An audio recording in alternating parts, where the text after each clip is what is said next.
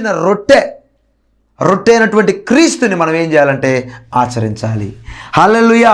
కాబట్టి నా ప్రియ సహోదరులారా, అలా నీవు ఆచరించినప్పుడే, క్రీస్తును నువ్వు అనుసరించినప్పుడే, అపోస్తలుడైన పౌలు చెప్పినట్టు క్రీస్తును నేను పోలి నడుచుకునే ప్రకారం మీరు నన్ను పోలి నడుచుకోండి అంటున్నాడు. అదేవిధంగా మనం కూడా ఏం చేయాలంటే ఆ విధంగా నడుచుకోవాలి, ఆ విధంగా మనం నడవాలి. అలా నడిచినప్పుడే దేవుని దృష్టికి నిష్కలంకులుగా, నిందారహితులుగా నువ్వు ఉండగలుగుతావు. దేవుని దృష్టిలో నువ్వు ఉంటావు. హల్లెలూయా. కాబట్టి నా ప్రియ సహోదరి సహోదరులారా, ఈ లోక పోకడలను నువ్వు అనుసరించొద్దిగా. ఆత్మ సంబంధంగా నేను ఏమన్నా గద్దిస్తున్నారా? నీలో ఉన్న తప్పులను బయట పెడతా ఉన్నారా? ఆత్మ సంబంధంగా నిన్ను గద్దిస్తున్నారా? లోబడు. వాళ్ళకు నువ్వు వ్యతిరేకంగా వచ్చి ఈడెవడరా బాబు నాకు చెప్పేది అని నువ్వు ఎప్పుడైతే అనుకుంటావో ఖచ్చితంగా నీ జీవితంలో బ్యాక్ స్టెప్ మనం వేస్తామండి. బాలుడైన సమూయేలు ద్వారా యాజకుడైనటువంటి ఏలికి బుద్ధి చెప్పించాడు దేవుడు. ఏమండి, చిన్న పిల్లవాడైనటువంటి దావీదు ద్వారా దేవుడు ఏం చేశాడు? వాళ్ళ అన్నలకు బుద్ధి చెప్పించాడు, గొల్యాతుకు బుద్ధి చెప్పించాడు, సౌలుకు బుద్ధి చెప్పించాడు. ఈ రోజుల్లో కూడా నా ప్రియ సహోదరి సహోదరులారా, ఎవరికి బుద్ధి చెప్పిస్తాడో తెలియదు. కాబట్టి ఎక్కడ మనం దేవుని ఒక వాక్యాన్ని విన్నా ఖచ్చితంగా మనం వినువారు మనం ఉండాలని వాక్యం సెలవిస్తుంది. యాకోబు రాసిన 1:19 చూస్తే, వీరు వినటానికి వేగిరపడాలి, మాట్లాడటానికి నిదానించాలి, కోపపడటానికి నిదానించాలి. ఎందుకంటే నరుని కోపము దేవుని నీతిని నెరవేర్చదని వాక్యం సెలవిస్తూ ఉంది. నా ప్రియ సహోదరి సహోదరులారా, పులిసిన పిండిని గురించి జాగ్రత్తగా ఉండండి. పులిసిన పిండి అంటే వేషధారణ గురించి జాగ్రత్తగా ఉండండి. దుష్టత్వం గురించి, దుర్మార్గత గురించి విడిచిపెట్టండి. ప్రసంగి అన్నాడు, బుద్ధిహీనంగా తిరగవద్దు, దుర్మార్గపు పనులు చేయొద్దు. నీ కాలానికన్నా ముందుగా ఎందుకు నువ్వు చచ్చిపోతావు? ఈరోజు అనేక మంది ఈయన దేవుడు తీసుకున్నాడండి, యాక్సిడెంట్ అయిపోయి చనిపోతాడు, సూసైడ్ చేసుకుని వెళ్ళిపోతాడు, ఇక మీ టైం అయిపోయిందండి. కాదు. వాళ్ళు బుద్ధిహీనంగా తిరగటం వల్ల, దుర్మార్గపు పనులు అధికంగా చేయటం వల్ల వాళ్ళ కాలానికంటే ముందుగా వాళ్ళు చనిపోతూ ఉన్నారు. హల్లెలూయా. ఈనాడు అనేక మంది యవనస్తుల మరణాలు మనకు వినపడతా ఉంది, యవనస్తుల సూసైడ్లు మనకు కనపడతా ఉంది. ప్రేమికులు ప్రేమ అనే ఉచ్చులో పడి అనేక మంది మరణిస్తూ ఉన్నారు, దుర్మార్గతలో జీవిస్తూ ఉన్నారు. విచ్చలవిడిగా తాగుబోతుతనానికి, విచ్చలవిడిగా తిరుగుబోతుతనానికి, విచ్చలవిడిగా వ్యభిచారానికి లోనైపోయి దేవుడికి దూరం అయిపోయి ఈ లోకంలో వాళ్ళ కాలానికంటే ముందుగా వారు వెళ్ళిపోతున్నారు. మరి నీ పరిస్థితి, నా పరిస్థితి ఏంటి? ఒకసారి నా ప్రియ సహోదరి సహోదరుడా, ఈ వాక్యం చూస్తున్న నీవు దేవుడితో నీతోనే మాట్లాడుతూ ఉన్నా. దేవుడు నిన్నే హెచ్చరిస్తూ ఉన్నాడు సూటిగా. పులిసిన పిండిని గురించి జాగ్రత్తగా ఉంటున్నావా? మరి అలా ఉన్నప్పుడే ఆయన దృష్టిలో నిష్కలంకముగా, నిందారహితంగా నువ్వు ఉంటావు. హల్లెలూయా. మూడవదిగా మనం చూస్తే నిర్గమాకాండం 13వ అధ్యాయంలో, ఈ అధ్యాయంలో మనం చూస్తే 8వ వచనంలో 9వ వచనంలో మనం చూస్తే 9వ వచనాన్ని చూద్దాం. యెహోవా ధర్మశాస్త్రము నీ నోటనున్నట్లు బలమైన చేతితో యెహోవా ఐగుప్తులో నుంచి నిన్ను బయటికి రప్పించను. హల్లెలూయా. ఆయన ధర్మశాస్త్రము మన నోటిలో ఉండాలి. ధర్మశాస్త్రము అనగా వాక్యము. ఆ వాక్యము ఇక్కడ అన్నాడు, మీ నోట ఉండునట్లు, మీలో ఉండునట్లు, మీతో ఉండునట్లు ఐగుప్తు అనే లోకము నుంచి దేవుడు మనల్ని విడుదల చేశాడండి. హల్లెలూయా. కీర్తనలు రాసిన గ్రంథంలో 81:10 మనం చూస్తే అక్కడ స్పష్టంగా తెలియజేస్తా ఉన్నాడు దేవుడు, నీ నోరు తెరువుము, దానిని నేను బావుగా నింపేదను అంటున్నాడు. మన నోరే తెరవమాయ. ఈరోజు అనేక మంది ప్రార్థనలో కూర్చుంటే, నాకు ప్రార్థన రావట్లేదు అయ్యగారు, ఎంత చేద్దామన్నా రావట్లేదు, 2 నిమిషాలు చేస్తున్నాను లెగుస్తున్నాను. మరి నువ్వు దేవుడితో అసలు నువ్వు నోరు తెరిచి దేవుడి నామాన్ని ఉచ్చరించడానికి నువ్వు సిగ్గుపడుతున్నావా? నీ నోరు దేవుడు ఎందుకు ఇచ్చాడు? నువ్వు డ్రైవింగ్ చేస్తున్నా, పనుల్లో ఉన్నా, వ్యాపారంలో ఉన్నా నీ నోటికేం పని లేదే, నీ నోరు ఖాళీగానే ఉంటుందే. ప్రతిరోజు దేవుని నువ్వు స్తుతించావనుకో, దేవుడి వాక్యాలని నీ నోటితో నువ్వు ఉచ్చరించావనుకో, ఖచ్చితంగా నువ్వు ఎప్పుడైతే నోరు తెరుస్తావో దాన్ని దేవుడు బావుగా నింపుతాడు. నువ్వు నింపబడతావు, అనేకులు నీ ద్వారా నింపబడతారు. అదే కీర్తన 23లో చెప్తా ఉన్నాడు దావీదు భక్తుడు, నా గిన్నె నిండి పొంగి పొర్లుచున్నది. అసలు నీ గిన్నె నింపబడలేదు, అది ఎప్పుడు పొంగిద్ది, ఎప్పుడు పొర్లిద్ది, ఇంకో పాత్రను ఎప్పుడు నింపిద్ది? ఏమండి, నువ్వే వాక్యంతో నింపబడకుండా, నువ్వే దేవుని ఆత్మచేత నింపబడకుండా, నువ్వే దేవుని గురించి పూర్తిగా తెలుసుకోకుండా, పూర్తిగా సిలువను గూర్చిన వార్త, యేసుక్రీస్తు ఎందుకు ఈ లోకానికి వచ్చాడనే సాక్ష్యం నీకు తెలియకుండా, నువ్వే నింపబడకుండా ఎదుటి వాళ్ళని నింపుదామని మనం చూద్దాం. ఏమండి, ఇది ఎంతవరకు కరెక్ట్? నా ప్రియ సహోదరి సహోదరులారా, అనేక చోట్ల నువ్వు వెళ్తా ఉన్నావు, నీ పనుల దగ్గర సాక్ష్యం చెప్తున్నావు. మరి యేసుక్రీస్తు బలలో చేయేస్తా ఉన్నావు, నువ్వు సంస్కారంలో చేయేస్తా ఉన్నావు. ఆయన మరణాన్ని ప్రచురం చేయమని చెప్తుందిగా వాక్యం. మరి తీసుకునే ప్రతి ఒక్కళ్ళు ఆయన జ్ఞాపకం చేసుకోమని చెప్తా ఉంది కదా. నువ్వు జ్ఞాపకం చేసుకోవాలి, ఆయన మరణాన్ని ప్రచురం చేయాలి. సిలువను గూర్చిన వార్త నువ్వు చెప్పాలి ప్రతి చోట. అందుకే వాక్ చాతుర్యంతో కానీ జ్ఞానాతిశయంతో కానీ మేము మీ యొద్దకు రాలేదు కానీ క్రీస్తు యొక్క సువార్త మీ యొద్దకు తీసుకొని వచ్చామని చెప్పి అపోస్తలుడైన పౌలు కొరింథీ రాసిన పత్రికలో చెప్తా ఉన్నాడు. దేవుని సువార్త విన్నావు కరెక్టే, మారు మనసు పొందావు కరెక్టే. నీ ఒక్కడి కోసమేనా? నీ కుటుంబం కోసమేనా? అనేకలు నువ్వు ప్రకటించవా? కనీసం నీ సాక్ష్యాన్ని చెప్పాలిగా. కనీసం యేసు ప్రభుని ఎందుకు వెంబడిస్తున్నావు అనే క్లారిటీ నీకుందా? యాకోబు రాసిన పత్రిక 4వ అధ్యాయంలో అంటాడు, మీరు అడుగుతారు, మీ భోగముల నిమిత్తం అడుగుతారు, మీరు దురుద్దేశంతో అడుగుతారు కాబట్టి మీరు ఏం అడిగినా పొందుకోలేరు. హల్లెలూయా. ఏమండి, ఈరోజు ఈ ప్రోగ్రాం ద్వారా సూటిగా నిన్ను ఒక క్వశ్చన్ అడుగుతా ఉన్నాను. యేసుక్రీస్తు నువ్వు ఎందుకు వెంబడిస్తున్నావు అనే క్లారిటీ నీకుందా? ఆ ఉద్దేశం నీకు తెలుసా? యేసుక్రీస్తు మందిరానికి ఎందుకు వెళ్తున్నావు? కానుకలు ఎందుకు ఇస్తున్నావు? సేవకుని ఇంటికి పిలిపించుకుని ఎందుకు ప్రార్థన చేసుకున్నావు? వాక్యాన్ని ఎందుకు చదువుతున్నావు? వాక్యాన్ని ఎందుకు వింటున్నావు? పాటలు ఎందుకు పాడుతున్నావు? ఆరాధన ఎందుకు చేస్తున్నావు? ఆ క్లారిటీ నీకుందా? ఆ క్లారిటీ లేకుండా ఈరోజు అనేక మంది ఏదో మా వాళ్ళు రమ్మన్నారండి వెళ్ళిపోతున్నాను, ఏదో మా వాళ్ళు పిలిచారండి వెళ్ళిపోతున్నాను, గుడ్డెద్దు చేలో పడ్డట్టు, ఒక అవగాహన లేకుండా, మనకు క్లారిటీ లేకుండా యేసుక్రీస్తుని ఎందుకు వెంబడిస్తున్నావో మనకి తెలియదు. లోకంలో నువ్వు వెళ్తావు, ఎవరో ఒకడు, ఇప్పుడు అనేక మంది మతోన్మాదులు బాగా తిరుగుతూ ఉన్నారు. ఏమమ్మా ఒకప్పుడు బాగానే ఉన్నావు కదా, ఇప్పుడు ఎందుకు యేసుక్రీస్తులో వెళ్ళావు? క్వశ్చన్ చేస్తే ఏం చెప్తావు? ఎందుకు మా చర్చికి వెళ్తున్నావు మళ్ళీ? మరి అయ్యగారు మరి అది ఒక పెద్ద అద్భుతం జరిగింది అయ్యగారు అంటే అయిపోదా? యేసుక్రీస్తు గురించి అద్భుతం చెప్తే సరిపోద్దా? యేసుక్రీస్తుని గురించి సిలువ సువార్త చెప్పవా? అందుకని యేసుక్రీస్తుని నువ్వు వెంబడించేది. నా ప్రియ సహోదరి సహోదరులారా, ఒక క్లారిటీ కలిగిన భక్తి నువ్వు చేయాలా. నీలో క్రీస్తు ఉన్నాడనే భయం కలిగి నువ్వు నడుచుకోవాలా. పరిశుద్ధాత్మ దేవుని దుఃఖ పెడుతున్నానే, నా కార్యాల ద్వారా, నా మాటల ద్వారా, నా హృదయంలో తలంపుల ద్వారా, పగ కక్ష ద్వారా, ఎదుటి వ్యక్తుల మీద దురాశ పట్టడం ద్వారా, ఎదుటి వ్యక్తుల మత్సర పట్టడం ద్వారా నేను ఈ విధంగా నా యొక్క పరిశుద్ధాత్మ దేవుని దుఃఖ పెడుతున్నానే అనే అవగాహన మనలో ఉన్నప్పుడండి మనం ఖచ్చితంగా మన నోరు తెరుస్తాం. మొదటి పేతురు రాసిన పత్రికలో అంటున్నాడు, అమూల్యమైన వాగ్దానాలు అత్యధికంగా మీకు అనుగ్రహించబోతున్నాడు కాదు, అనుగ్రహిస్తాడు కాదు, అనుగ్రహించేశాడు.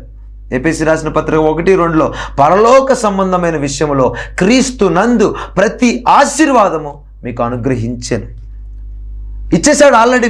మీరు పొందుకోవటమే లేటు, మీ మనోనేత్రాలు వెలిగించబట్టమే లేటు. హల్లెలూయా. ఎలీషా చుట్టూ ఆ రథాలన్నీ వస్తే గెహజీ అంటున్నాడు, అయ్యి బాబా మన పని అయిపోయింది అయ్యగారు, మరి వీళ్ళందరూ వచ్చేసరికి చుట్టుముట్టేసరికి మన పని అయిపోయింది, పదండి వెళ్ళిపోదాం పారిపోదాం అన్నాడు. అరే పిచ్చోడా బాబు అని చెప్పి, యేసయ్యా ఈ గెహజీ యొక్క కళ్ళు తెరువు ప్రభు అని తెరిస్తే ఆ రథాల చుట్టూ అగ్ని రథాలను అతను చూశాడంట. హల్లెలూయా. నా ప్రియ సహోదరి సహోదరులారా, నీ నోరు తెరువుము, దాన్ని నేను బావుగా నింపేదను. నీలో వాక్యం ఉంటే, నీలో జీవం ఉంటే, పరిశుద్ధాత్మతో నువ్వు సహవాసం చేస్తే, ఆత్మతో నువ్వు నడిపించబడితే, ఆ వాక్యము నీలో ఉన్నప్పుడు నువ్వు కనపడే దృశ్యమైన వాటిని చూడవు, అదృశ్యమైన వాటిని మేము నిదానించి చూచుచున్నామన్నాడు అపోస్తలుడైన పౌలు. మా బాహ్య పురుషుడు కృషించుచున్నాను, మా అంతరంగ పురుషుడు దినదినము నూతన పరచబడుచున్నాడు.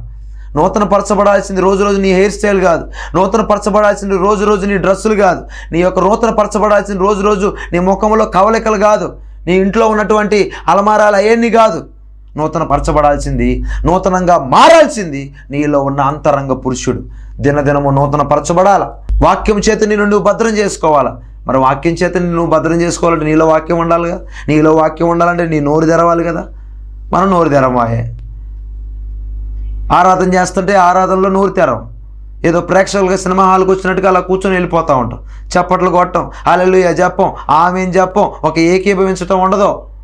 ఏమండి, ఇంకెలాంటి మనం దేవుడిచ్చే ఆశీర్వాదాలు పొందుకుంటాం? ఆయన దృష్టిలో ఎలా ఉంటావు నువ్వు? మరి నా ప్రియ సహోదరి సహోదరుడా, ఈరోజు పరిశుద్ధాత్మ దేవుడు నీతోనే మాట్లాడుతూ ఉన్నాడు. నీ నోరు తెరువుము, దాన్ని నేను బావుగా నింపేదను. ధర్మశాస్త్రము నీ నోట నుండినట్లు ఆయన నిన్ను ఐగుప్తులో నుంచి విమోచించాడు, లోకములో నుంచి బయటకు తీసుకొని వచ్చాడు. ఒక్కసారి నీ నోరు తెరవగలిగితే, ఆయన స్తుతించగలిగితే, నీ పాపములు ఆయన సన్నిధిలో ఒప్పుకోగలిగితే, నీవు పాపము చేసిన వాడవని నీలో ఉన్నటువంటి ప్రతిదీ ఆయన సన్నిధిలో నీ హృదయాన్ని కుమ్మరించగలిగితే, ఇది హన్నా చేసిన ప్రార్థన. హన్నా తన హృదయాన్ని ఆయన సన్నిధిలో కుమ్మరించిందంట. గెత్సెమనే తోటలో యేసుక్రీస్తు చేసిన ప్రార్థన. యేసుక్రీస్తు కూడా శరీరధారిగా ఉన్న దినాల్లో కన్నీళ్లతోనూ వేదనతోనూ దేవుడు ప్రార్థన చేశాడు. యేసుక్రీస్తే ప్రార్థన చేస్తే మనం చేయొద్దా? హల్లెలూయా. ఒక ప్రార్థన పట్టుకొని, పరలోకమందున్న మా తండ్రి నీ నామం పరిశుద్ధపరచబడును గాక. ఇక జీవితాంతం ఇదే ప్రార్థన. ఇక పట్టుదలతో ప్రార్థన చేయవా? ఆత్మ తీవ్రత కలిగి ప్రార్థన చేయవా? ఎడతెగక ప్రార్థన చేయవా? కన్నీటితో ప్రార్థన చేయవా? విజ్ఞాపన ప్రార్థన చేయవా? యాచన ప్రార్థన చేయవా? కృతజ్ఞత కూర్చుని ప్రార్థన చేయవా? ఇన్ని ప్రార్థన చేయమని బైబిల్ చెప్తా ఉంది. నీకు ఆ మత్తయి సువార్తలో ఆ ప్రార్థన ఒకటే దొరికింది. పరలోకమందున మా తండ్రి నీ నామం పరిశుద్ధపరచబడును గాక. పసిపిల్లల్లాగా ఉండొద్దు, ఇంకా పాలు తాగే స్టేజ్లో నుంచి బయటికి రా. పరిశుద్ధాత్మ దేవుడు నిన్ను గద్దిస్తూ ఉన్నాడు. నా ప్రియ సహోదరి సహోదరుడా, నీ నోట నుండినట్లు దేవుని యొక్క వాక్యం నీ నోరు బావుగా తెలిసినప్పుడు ఆయన దృష్టిలో నువ్వు నిష్కలంకులుగా, నిందారహితులుగా దేవుడు నిన్ను ఉంచుతాడు. హల్లెలూయా. 4వదిగా ఇదే 13వ అధ్యాయంలో 14వ వచనంలో మనం చూస్తే, ఇక మీదట నీ కుమారుడు ఇది ఏమిటని నిన్ను అడుగునప్పుడు నీవు వాణ్ణి చూచి బాహుబలము చేత యెహోవా దాస గృహమైన ఐగుప్తులో నుంచి మనలను బయటకు రప్పించను అని చెప్పమన్నాడు. ఇది దేనికి గుర్తు అంటే సాక్ష్య జీవితానికి గుర్తు. హల్లెలూయా. నీ కుమారులు ఏంటి మన పరిస్థితి ఏంటి అని అడిగినప్పుడు ఇక్కడ చెప్తా ఉన్నాడు, ఒకప్పుడు ఇలా ఉండేవాళ్ళం రా బాబు, ఒకప్పుడు ఇలా చేసేవాళ్ళం రా బాబు, తెలిసి తెలియనప్పుడు అని చెప్పి వాళ్ళకి సాక్షిగా మనం ఉండాలంట. బైబిల్ కూడా చెప్తుంది, మీ పిల్లలకు కోపము రేపక తల్లిదండ్రులైన మనం జాగ్రత్తగా ఉండాలంట, జాగ్రత్తగా మాట్లాడాలంట. ఈరోజు తల్లిదండ్రులైన వాళ్ళు కూడా చాలామంది ఏం చేస్తున్నారంటే, దైవిక జ్ఞానం లేక, ఆత్మ నడిపింపు లేక పిల్లల్ని ఈ జనరేషన్లో గద్దిస్తూ ఉన్నారు. చిన్న వయసులోనే వాళ్ళు వెళ్ళి సూసైడ్ చేసుకుంటూ ఉన్నారు. మా ఊర్లో కూడా చాలామంది పెద్దోళ్ళు గద్దిచ్చారని, లేకపోతే నిన్ను ఏదో వాళ్ళు ఏదో అన్నారని చెప్పి, తక్కువ మార్కులు వచ్చాయని చెప్పి, ఏదో తిట్టారని చెప్పి చిన్న చిన్న వాటికి బలహీనమైన మనస్సాక్షి కలిగి చనిపోతూ ఉన్నాడు. ఈ సూసైడ్ స్పిరిట్ ఈనాడు యవనస్తుల్లో పనిచేస్తూ ఉంది, యవనస్తురాల్లో పనిచేస్తూ ఉంది. అది ఎలా నువ్వు తీసివేయగలుగుతావు అంటే, నా ప్రియ సహోదరి సహోదరులారా, నీ ఇంట్లో కూడా ఒక అబ్బాయి ఉన్నాడు, నీ ఇంట్లో కూడా ఒక అమ్మాయి తిరుగుతూ ఉంది, నీ కూతురు, నీ కొడుకు, వాళ్ళు కూడా వాళ్ళ మైండ్లో ఏ విధంగా ఉన్నారో నీకు ఎప్పుడు ఎలా తెలుస్తుంది అంటే, వాళ్ళ మైండ్ నువ్వు ఎప్పుడైతే స్టాండర్డ్ చేయగలుగుతావు అంటే, సాక్ష్య జీవితాన్ని, దేవుని గురించిన సాక్ష్యం నువ్వు చెప్పాలి వాళ్ళకే. ప్రతిరోజు దేవుని వాక్యం వాళ్ళ చెవులు వేయాలి నువ్వు. ఈడు అనడండి, ఈడు మారడండి, ఈడు మూర్ఖుడండి, ఈడు అనవసరం నా కడుపును పుట్టాడండి అని నువ్వే చెప్పితే, నువ్వే మాట్లాడితే ఇంకా నీ చుట్టుపక్కల వాళ్ళు మాట్లాడే పెద్ద విచిత్రం అవసరం లేదు. దైవిక జ్ఞానం కలిగి ఈ రోజు నుంచి అయినా కానీ నువ్వు జాగ్రత్తగా నడుచుకోవాలని పరిశుద్ధాత్మ దేవుడు చెప్తా ఉన్నాడు. సాక్షి జీవితాన్ని నీ కుమారులకు, నీ కుమార్తెలకు, నీ పిల్లలకు, నీ బంధువర్గంలో ఉన్న వాళ్ళందరికీ సాక్ష్య జీవితాన్ని నువ్వు కలిగి ఉండాలి. ఒక క్యారెక్టర్ నువ్వు ఎప్పుడైతే, బైబిల్ చెప్తా ఉంది పేతురు రాసిన పత్రికలో, నీ భర్తలు మారటానికి ఏదో నువ్వు వెళ్ళి వాక్యం చెప్పాల్సిన అవసరం లేదంట. నీ భర్తలు మారటానికి నువ్వు వెళ్ళి ఏదో లాక్కొని వెళ్ళి చర్చిలో కూర్చోబెట్టాల్సిన అవసరం లేదంట. నీ పవిత్ర ప్రవర్తనను బట్టే వాక్యం లేకుండా వాళ్ళని రాబట్టవచ్చును. ఈరోజు నీ ప్రవర్తన ఎలాగుంది? చర్చిలోకి వెళ్ళి ముసుగేసుకొని బాగానే ప్రార్థన చేస్తున్నావు, చర్చిలోకి వెళ్ళి ముసుగేసుకొని యేసయ్యా అని చెప్పి బాగానే పాట పాడుతున్నావు, స్వరం ఎత్తి గలమెత్తి మైకు పగిలిపోయేలాగా, స్పీకర్లు పగిలిపోయేలాగా ప్రార్థన చేస్తున్నావు, పాట చేస్తున్నావు. ఇంటికి రాగానే ఇక మానకూడని మాటలు మాట్లాడుతున్నావు నీ భర్తని. శారా అబ్రహాముని యజమానుడు అని పిలిచింది. ఈనాడు అనేక మంది ఎలా పిలుస్తున్నారు? నీ పిలుపు మారిందా? నీ మాట మారిందా? నీ ప్రవర్తన మారిందా? మరి నీ భర్తలు ఎలా మారుతారు? మా తాగుబోతు భర్తని మార్చండి, ప్రార్థన చేయండి. నువ్వు మారు ఫస్ట్, తర్వాత నీ భర్త మారుతాడు. నువ్వు చర్చిలో చేసేది ఏదో ఇంట్లో చేస్తే ఎప్పుడో మారేవాడు. నువ్వు చర్చిలో చేసే మోకాలు ఎర్రగొట్టుకునేది ఏదో ఇంట్లో చేస్తే అతను కూడా, అతనిలో భయం వస్తుంది. ఒక క్యారెక్టర్ కలిగి ఉండు, ఒక సాక్షి జీవితం కలిగి ఉండు. ఓ నోరు పారేసుకో మాకు, ఓ నోరు ఇసిరేసుకో మాకు, ఉంది కదా అని చెప్పి పడిపో మాకు నోరేసుకొని. హల్లెలూయా. నా ప్రియ సహోదరి సహోదరుడా, పరిశుద్ధాత్మ దేవుడు హెచ్చరిస్తూ ఉన్నాడు. ఈరోజు నీ సాక్షి జీవితం ఎలాగుంది? నీ క్యారెక్టర్ ఎలాగుంది? బయటికి వెళ్తే కనీసం నీ పిల్లలు నీ గురించి సాక్ష్యం చెప్తున్నారా? కనీసం నీ భర్త నలుగురికి నీ గురించి సాక్ష్యం చెప్తున్నాడా? అయ్యో బాబో గయ్యాలదండి మా భార్య అని చెప్పాడు ఒక ఆయన వచ్చిన దగ్గరికి. పోరు పడలేకపోతున్నానండి బాబు. మరి మందిరానికి ఎగేసుకుని వెళ్ళిపోతుంది. బాప్తీసం తీసుకుంది, నేనేమో బాప్తీసం తీసుకోలేదు, మరి ఏమంటారు పాస్టర్ గారు అని అడుగుతున్నాడు. నోరు మూసుకున్నాను, ఏం చెప్పను మరి ఇంకా. హల్లెలూయా. నా ప్రియ సహోదరి సహోదరుడా, ఈ చివరి దినాల్లో అంత్య దినాల్లో ఆ విధంగా మనం ఉండకూడదండి. సాక్ష్య జీవితం మనం కలిగి ఉన్నప్పుడు ఆయన దృష్టిలో నిందారహితులుగా నిష్కలంకులుగా మనం జాగ్రత్తగా ఉంటాం. ఆయన దృష్టిలో మనం ఉంటామండి. హల్లెలూయా. కాబట్టి క్యారెక్టర్ అనేది చాలా ఇంపార్టెంట్. బైబిల్ గ్రంథంలో చాలామంది వాళ్ళ యొక్క క్యారెక్టర్ని కాపాడుకున్నారు. దానియేలు మనకు ముఖ్యంగా దాంట్లో కనపడతా ఉంటాడు. యోబు డైరెక్ట్గా దేవుడి చేత సాక్ష్యం పొందాడు. మోషే ఇతను నా స్నేహితుడు అన్నాడు దేవుడు. అబ్రహాము ఇతను నా స్నేహితుడు అన్నాడు. దావీదు ఒకానొక సమయంలో క్యారెక్టర్ పోగొట్టుకున్నాడు. కానీ బైబిల్ గ్రంథంలో రాయబడి ఉంది, మొదటి రాజుల గ్రంథంలో మనం చూస్తే బెత్షెబాతో చేసినటువంటి పాపము, ఉరియా విషయంలో చేసిన పాపము తప్ప ఆయన జీవితంలో ఇంకే పాపం చేయలేదంట. అందుకే అపోస్తుల కార్యం 13వ అధ్యాయంలో 22వ వచనంలో ఆయన నా ఇష్టానుసారమైన మనుషుడని దేవుడే ఒక మనిషి అయిన దావీదు గురించి సాక్ష్యం ఇస్తున్నాడు. ఈరోజు దేవుడు పక్కన పెట్టు, నీ ఇరుగు పొరుగు వారి పక్కన పెట్టు, నీ భర్త నీ గురించి సాక్ష్యం ఇవ్వట్లేదు, నీ భార్య నీ గురించి సాక్ష్యం ఇవ్వట్లేదు, నీ కడుపును పుట్టిన పిల్లలే నీకు సాక్ష్యం ఇవ్వట్లేదు. ఇక దేవుడి దృష్టిలో ఉన్నట్ట లేనట్ట ఒకసారి చూసుకో మరి. హల్లెలూయా. కాబట్టి నా ప్రియ సహోదరి సహోదరులారా, సాక్షి జీవితాన్ని మనం కలిగి ఉండాలి. అవన్నీ మనకి ఎందుకు రాయబడ్డాయంటే అబ్రహాము, ఇస్సాకు, యాకోబు, యోసేపు, దానియేలు, ఏలియా, ఎలీషా, వీళ్ళందరి స్టోరీలు ఎందుకు రాయబడ్డాయంటే మొదటి కొరింథీయులో చెప్తా ఉన్నాడు, దుష్టాంతములుగా యుగాంతమందు ఉన్న మనకు బుద్ధి కలగటానికే అవి రాయబడి ఉన్నాయి. వాళ్ళు అలా చేశారు రా బాబు, బుద్ధి తెచ్చుకొని ఈ చివరి దినాల్లో మనం కూడా ఏం చేయాలంటే సాక్షి జీవితాన్ని మనం కలిగి ఉండాలి. హల్లెలూయా. ఆ ప్రియ సహోదరి సహోదరులారా, ఈరోజు పరిశుద్ధ ఆత్మదేవుడు మాట్లాడుతూ ఉన్నాడు. మొట్టమొదటిగా నువ్వు ఆ దినాన్ని జ్ఞాపకం చేసుకో, రక్షణ దినాన్ని. రెండవదిగా ఆయన దృష్టిలో నువ్వు ఉండాలంటే పులిసిన పిండి అనే వేషధారాన్ని, పులిసిన పిండి అనే దుర్మార్గతని, దుష్టత్వాన్ని పక్కన పెట్టి పులిసిన రొట్టె అనేటటువంటి ఆ యొక్క రొట్టె అనేటువంటి క్రీస్తుని నువ్వు ఆచరించు, ఆయన్ని వెంబడించు. క్రీస్తులో బండలో నుంచి వచ్చేటటువంటి ఆ యొక్క నీటిని నువ్వు త్రాగు. అప్పుడు ఆయన దృష్టిలో నువ్వు నిందారహితులుగా నిష్కలక్కులుగా ఉంటావు. నీ నోరు తెరువు, ఆయన నీ నోటిని బాగుగా నింపుతాడు. నీ హృదయంలో వాక్యం ఉన్నప్పుడు ఆయన దృష్టి నీ మీద ఉంటుంది. సామెతలు రాసిన గ్రంథంలో మనం చూస్తే ఒక మాట రాయబడి ఉంటుంది 28:9, ధర్మశాస్త్రము వినపడకుండా చెవుని తొలగించుకుని వాని ప్రార్థన హేయము.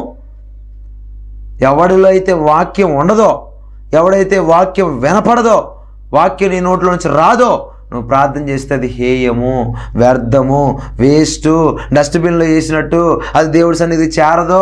నువ్వు మోకరించి మోకాలు ఎర్రగొట్టుకున్నా కానీ నీలో వాక్యం లేకపోతే, వాక్యానుసారంగా నువ్వు ప్రార్థన చేయకపోతే, ఆత్మచేత నువ్వు ప్రార్థన చేయకపోతే నడవదో, ఆత్మీయ జీవితం ముందుకు బండి వెళ్ళదో అని ఈరోజు పరిశుద్ధాత్మ దేవుడు చెప్తా ఉన్నాడు. నాలుగవదిగా సాక్ష్య జీవితం నువ్వు కలిగి ఉండాలి దేవుడు చెప్తా ఉన్నాడు. హల్లెలూయా.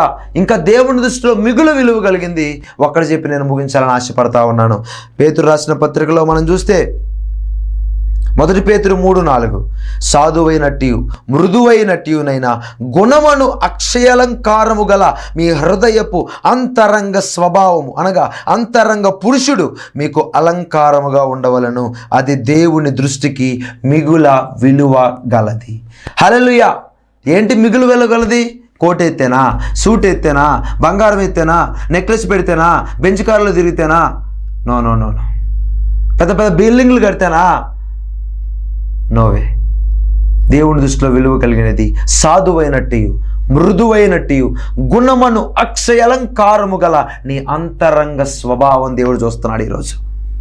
నువ్వు పైకి బాగానే ప్రైజ్ లార్డ్ పాస్టర్ గారు అన్నావు, నువ్వు లోపల ఎన్ని తిరుగుతున్నావు దేవుడు చూస్తున్నాడు. నీ పక్కన వాళ్ళకి ప్రైజ్ లార్డ్ అమ్మా అని చెబుతున్నావు, ఆమె గురించి నువ్వేం పక్కన వాళ్ళ ఇంట్లోతో మాట్లాడుతున్నాడు దేవుడు చూస్తున్నాడు. అందుకే నీకు ప్రతిఫలం రావట్లే.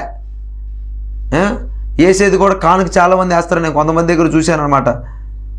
బాగానే ఎత్తారు, నోట్ల కట్టలు బాగానే ఎత్తారు, కానీ వాళ్ళ అంతరంగ స్వభావం ఎలా ఉంటుందంటే, ఇక నా పేరు మారు మోగిపోవాలా, ఇక ఫలానా ఇచ్చాడని చెప్పి అందరూ నన్ను పొగడాలా, జీవపు డంబం సైతాన.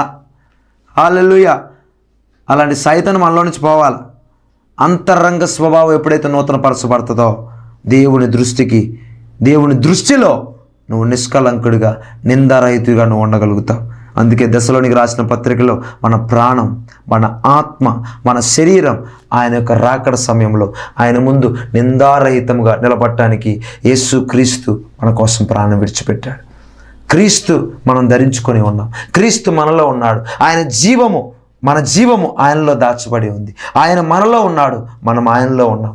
కాబట్టి ఈరోజు పరిశుద్ధాత్మ దేవుడు సూటిగా నీతో మాట్లాడుతూ ఉన్నాడు.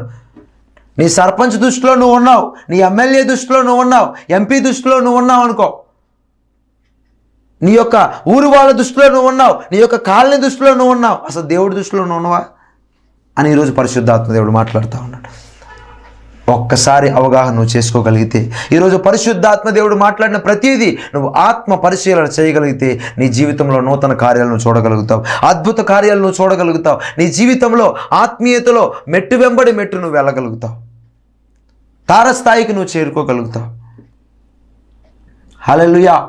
కాబట్టి దేవుని దృష్టిలో నేను ఉన్నానా లేనా, దేవుని దృష్టిలో మిగులు విలువ కలిగింది ఏంటి అనేది ఈరోజు పరిశుద్ధాత్మ దేవుడు సూటిగా మీ అందరితో మాట్లాడాడు. ఒక్కసారి మీరు అవగాహన చేసుకోండి. ఒక్కసారి మీ హృదయాలు ఆత్మ పరిశోధన చేసుకోండి.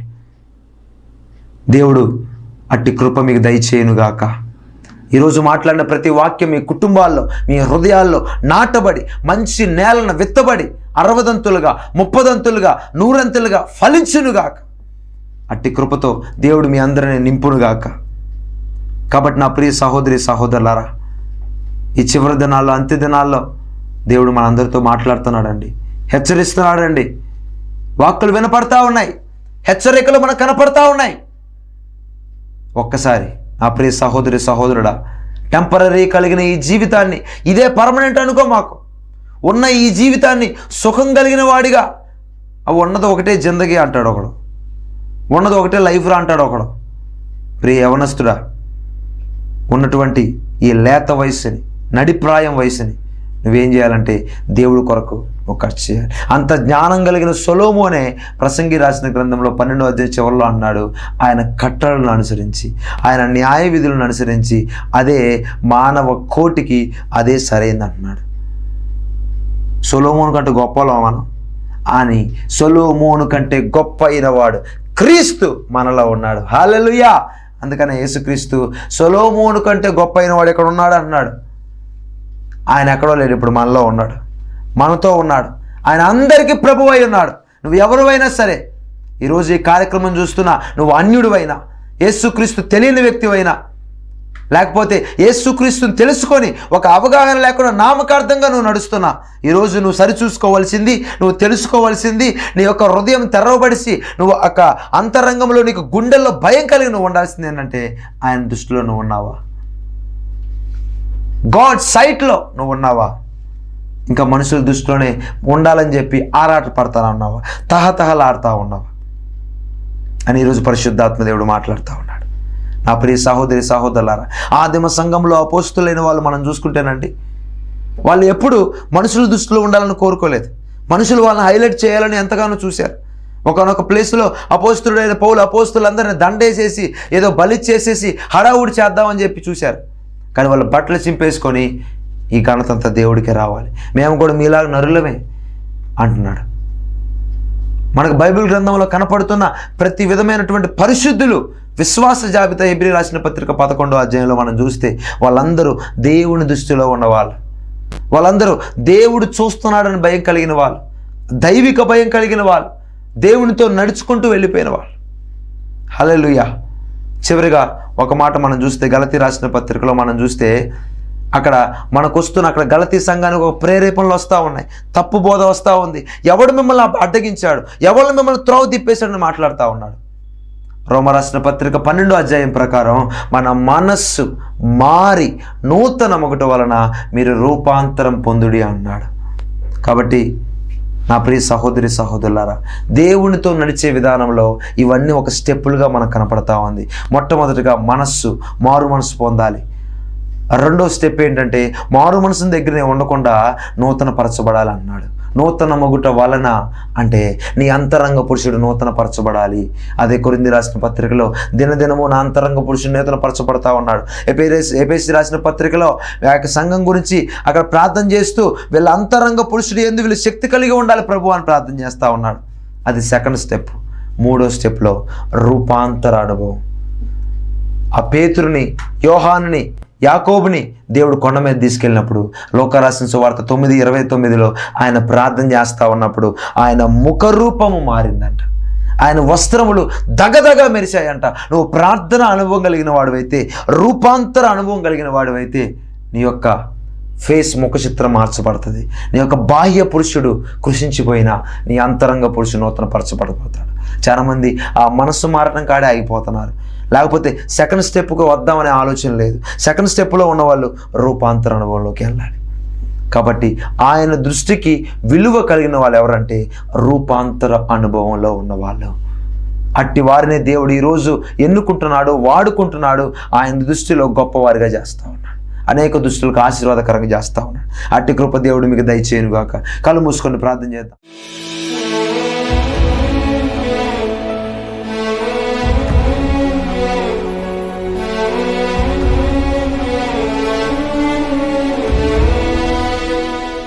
స్తోత్ర మహాపరిశుద్ధుల మహాగణుల ఈ యొక్క టీవీ ప్రోగ్రాం ద్వారా ప్రభువా పరిశుద్ధాత్మదేవ నీ వాక్కును వెల్లడిపరిచావు తండ్రి. నీ వాక్యములు వెల్లడి అగుట తోడనే వెలుగు కలుగునుగాక అని నీ వాక్యం సెలవిచ్చిన ప్రకారం ఈ వాక్యం ఎందరైతే చూస్తూ ఉన్నారో, ఎందరైతే వాళ్ళని అంగీకరిస్తూ ఉన్నారో, ఎందరి హృదయాల్లో ఈ వాక్యం విత్తబడతా ఉందో, నాటబడతా ఉందో, యేసు నామములో వారి మనోనేత్రములు వెలిగించబడునుగాక. ప్రతి ఒక్క హృదయాలు తెరవబడునుగాక. ఎవరైతే ప్రభు ఇంకా నిన్ను జ్ఞాపకం చేసుకోకుండా వారి నోటిన వారి హృదయంలో వాక్యము ఉండకుండా అయ్యా పులిసిన పిండేటటువంటి వేషధారణ కలిగి దుర్మార్గత దుస్తత్వం అనే వేషధారణ కలిగి జీవిస్తూ ఉన్నారు. సాక్షి జీవితం లేకుండా, అంతరంగ స్వభావం బాగోలేకుండా, వస్తున్నటువంటి రూపాంతర అనుభవంలోనికి వెళ్లకుండా ప్రభువా ఎందరైతే ఉంటున్నారో ఈ వాక్యం వాళ్ళ జీవితాల్లో కార్యం జరిగించునుగాక. ఈ ప్రోగ్రాం చూస్తున్న ఎందరైతే ప్రభువా అనారోగ్యంతో అస్వస్థత కలిగి అయ్యా బాగుపడలేకుండా ఉన్నారో వాళ్ళందరికీ యేసు క్రీస్తు నామములో నీ గాయముల ద్వారా పొందిన దెబ్బల చేత స్వస్థత కలుగునుగాక. ఆర్థికపు కాడి విర్రగొట్టబడును గాక. ఈ ప్రోగ్రాం చూస్తున్న దేవుడు ఈ యొక్క ఏప్రిల్ నెలలో దేవుడు నీకు నూతన కార్యం చేయబోతా ఉన్నాడు. ఏప్రిల్ నెలలో దేవుడు నీ ఆర్థిక ద్వారాలు తెరవబోతా ఉన్నాడు. నీ పిల్లల యొక్క ఇంటర్వ్యూ విషయంలో ఈ ప్రోగ్రాం చూస్తున్న ఒక సహోదరి యొక్క కుటుంబ విషయంలో దేవుడు నీ బిడ్డ ఇంటర్వ్యూ విషయంలో దేవుడు కార్యం చేయబోతా ఉన్నాడు. ఆ యొక్క విదేశీ ప్రయాణ విషయంలో దేవుడు కార్యం చేయబోతా ఉన్నాడు. అనారోగ్య విషయాన్ని తీసివేసి ఆరోగ్యాన్ని దేవుడు ఇవ్వబోతా ఉన్నాడు. అట్టి కృపతో నింపండి ప్రభువా. నీ పరిశుద్ధాత్మ శక్తితో నింపండి, తాకండి, బలపరచండి. నీ దృష్టిలో అందరూ విలువ కలిగిన వారుగా మారుదురుగాక. నిందారహితులుగా, నిష్కలంకులుగా మారుదురుగాక. అట్టి కృపతో మీరు నింపమని, మీ ఆత్మతో బలపరచమని తండ్రి యేసు నామములో ప్రతి ఒక్క బిడ్డను దర్శించమని, పరిశుద్ధాత్మ శక్తితో నింపమని తండ్రి యేసు నామములో అడిగి వేడుకొని పొంది ఉన్నాము తండ్రి. ఆమేన్. God bless you. దేవుడు మిమ్మల్ని దీవించునుగాక. వచ్చే వారం మరలా కలుసుకుందాం. Praise lord.